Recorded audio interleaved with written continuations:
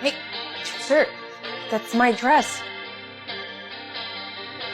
What are you doing? Jackie, buy yourself a new one.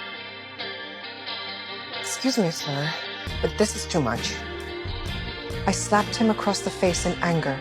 Then I called the staff, trying to have him thrown out. But that's when I learned he was the owner of the restaurant. The staff kicked me out instead. Just as I was about to leave in despair, my condition suddenly worsened, and I collapsed. He panicked and rushed me to the hospital. I didn't do anything to her, I swear. Oh, look, she's alive. Do you see? I'm not guilty. She has stage 4 cancer. The doctor told him I was in the final stage of cancer. His mind went completely blank. All he felt was deep regret. Later, he brought me a dinner, hoping to apologize. But by then, I already hated him. He had ruined my last wish, to wear a beautiful dress and have a meal at a fine French restaurant. I kicked him out. The next day, he came back with a chef. Since I couldn't leave the hospital room, he decorated it like a restaurant, trying to fulfill my final wish. When I saw how much effort he put in, I didn't reject his kindness, but I gave him 2 conditions. First, I need a dress. Turn around.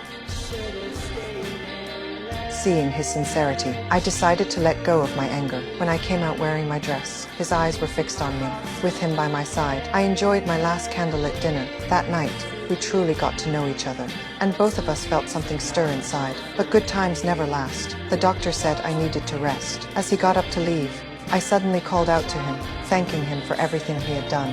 When he looked at me, I could tell he wanted to kiss me, but I firmly refused, because I didn't want to drag him into my final days. After that, he couldn't focus on work anymore. All he could think about was me. He went back to the hospital to tell me how he truly felt. I just want to be healed.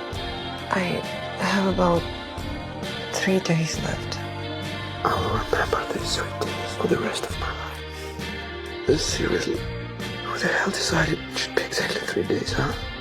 He refused to accept that I was dying. He begged the doctors to save me, saying he'd pay any price.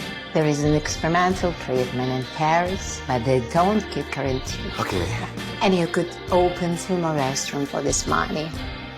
It would cost you too. Without a moment of hesitation, he agreed. The doctor, moved by his sincerity, revealed that I was actually her daughter because she couldn't afford the medical costs. She could only watch me suffer in pain. I was able to fulfill your dream. When I finally woke up, I saw him sitting beside me. He told me the surgery was a success. I was deeply moved by everything he'd done, so I invited him to share another dinner at his restaurant. I have no restaurant. But the God sent me an angel. And now I